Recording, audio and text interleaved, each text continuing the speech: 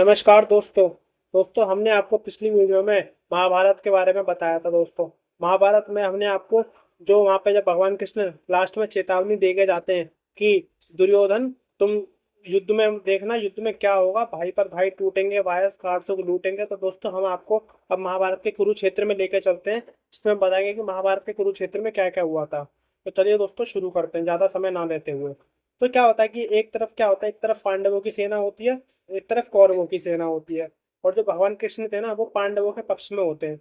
बस उनने ये बोला था कि मैं इसमें किसी तरह का कोई हथियार नहीं उठाऊंगा, ना मैं किसी को मारूंगा। तो उनने ये शपथ ली थी। बस वो कौरवों की, पांडवों की तरफ से वो एक सारथी बन के, अर्जुन के रथ सारथी बन के आए हुए थे। तो चलिए हम आगे बताते हैं इसमें क्या होता है शायरी की तरह। जैसे हमने आपको उस वीडियो में शायरी की तरह समझाया था, इसमें भी हम आपको उस वीडियो में शायरी की तरह ही समझाएंगे इस वाली वीडियो में। तो चलिए शुरू करते हैं।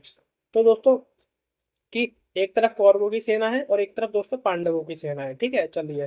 तो तलवार धनुष और पैदल सैनिक कुरुक्षेत्र में खड़े हुए, तलवार धनुष और पैदल सैनिक कुरुक्षेत्र में खड़े हुए, रक्त के प्यासे महारथी एक दूसरे सम्मुख अड़े हुए, कई लाख सेना के सम्मुख पांडव पांच बिचारे थे। क्योंकि कौरवों की तो बहुत बड़ी सेना थी और पांडव बिचारे कुछ थे। तो कई लाख सेना के सम्मुख पांडव पांच बिचारे थे। एक तरफ थे योद्धा, तो एक तरफ समय के मारे थे, और महासमर की प्रतीक्षा में, और महासमर की प्रतीक्षा में सारे ताक रहे थे जीत, और पार्थ के रथ को स्वयं केशव हाँक रहे थे जीत।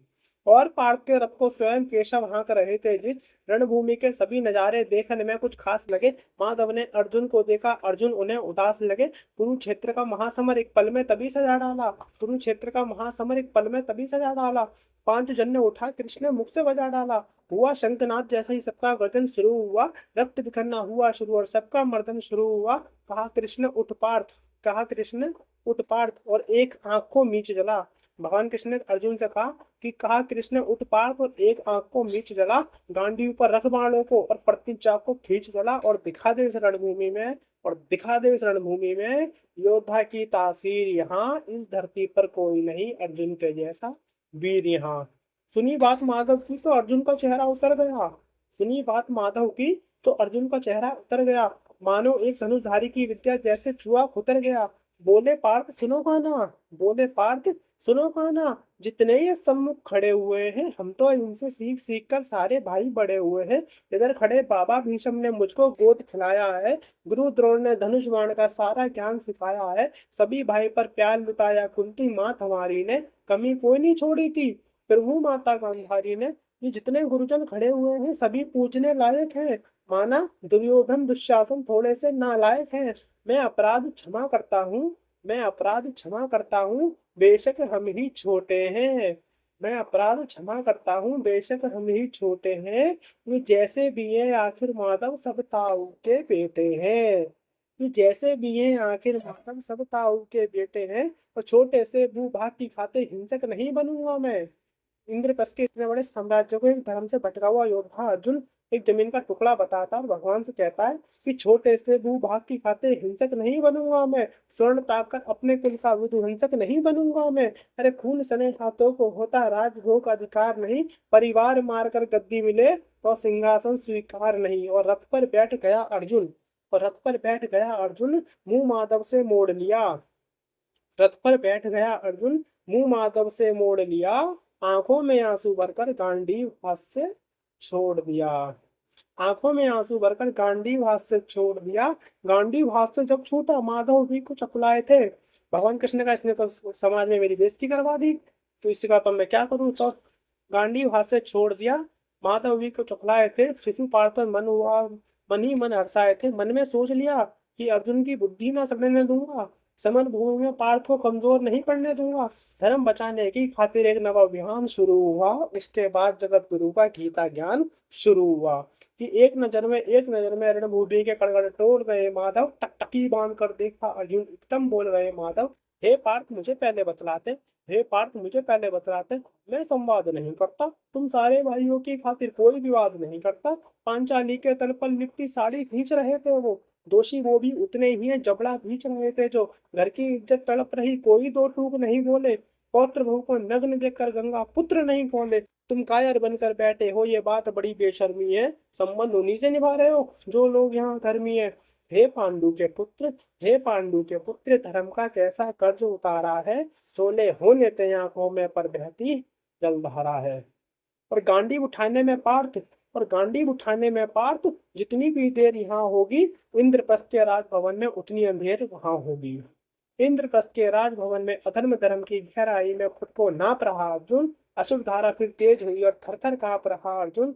हे पार्थ मुझे बतलाओ, हे पार्थ, अब अर्जुन भगवान कृष्ण से क्या कह रहे हैं कि हे पार्थ मुझे बतलाओ, कुल नाशक कैसे बन जाऊं, रथ सिंहासन पर लाशों का मैं शासक कैसे बन जाऊं, कैसे उठेंगे कर उन पर जो कर पर आधर लगाते हैं, करने को स्वागत जिनका ये कर भी स्वयं जुड़ जाते हैं। इन्हीं करों ने बाल काल में सबके पांव दबाए हैं, इन्हीं करों को पकड़ करके पिता ने मुस्काए हैं, अपने बाणों की नोक जो इनकी ओर करूंगा मैं, केशव मुझको मृत्यु दे दो उससे पूर्व मरूंगा मैं।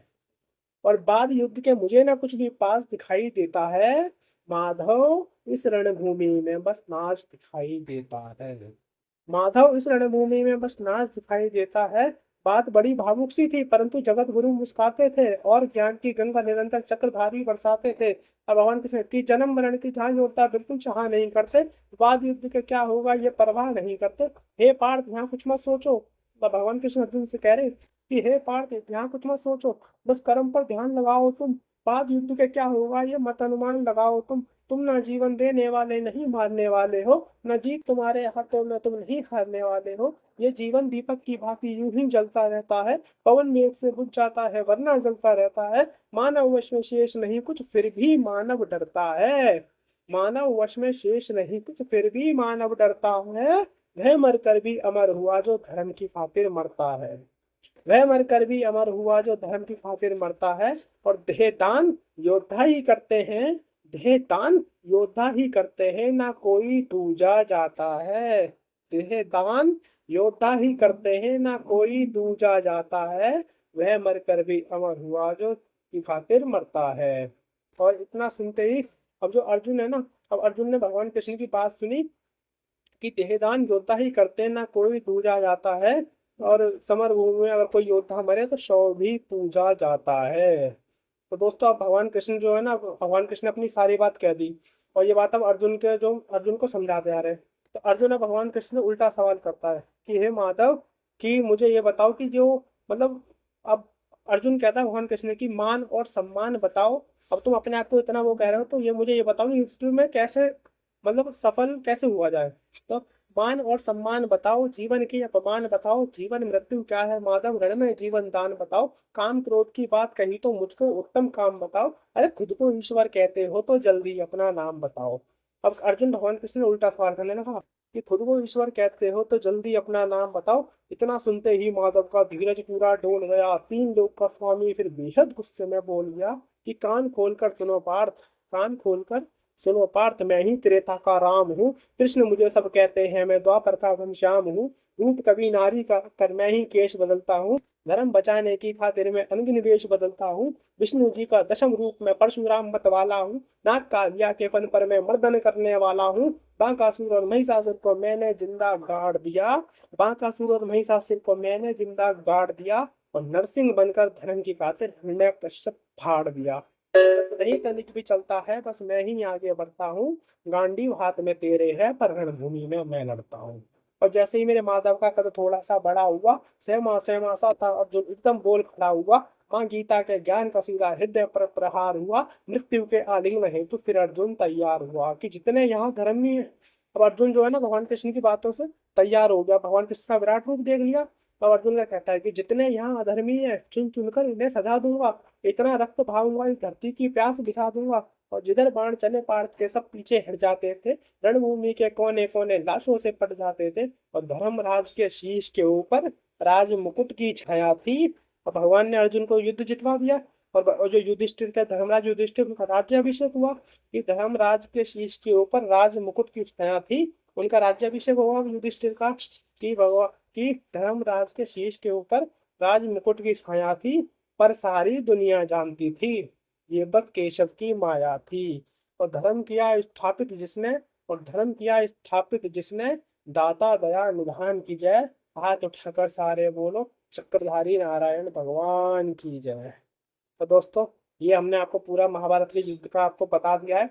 वीडियो आपको दोस्तों कैसी लगी, अच्छी लगी तो लाइक सब्सक्राइब और शेयर, साथ साथ कमेंट करें। नमस्कार।